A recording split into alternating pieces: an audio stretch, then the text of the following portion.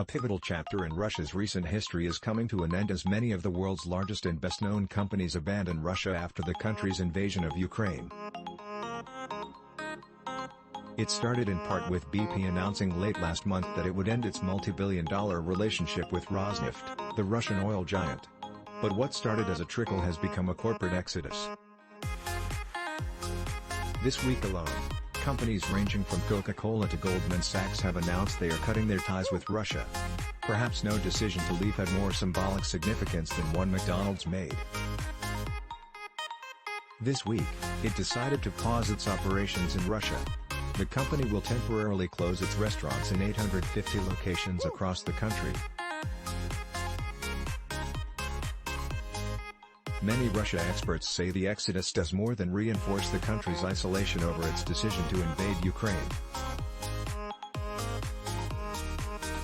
It marks a return, at least for now, to the time when Russia was part of the Soviet Union, and it was largely shut out of the global economy. It's really a shocking reversal, says Daniel Treisman, a professor at UCLA who specializes in Russian politics and economics. The Iron Curtain is coming due. I think Russians are just horrified at losing connection to this world that they have been living in for the last 30 years.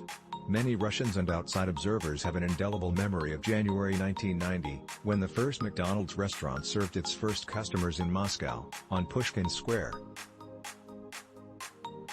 Russia was still part of the Soviet Union at the time, and it marked one of the first glimpses of a country that was starting to open up its economy.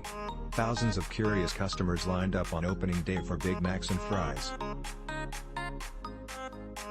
It was a spectacle at first, but the restaurant became a kind of landmark.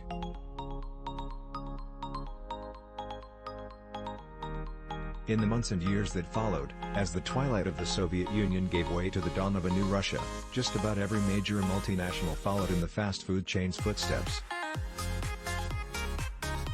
General Motors made cars in the country, which also became an important market for motorcycle manufacturer Harley-Davidson.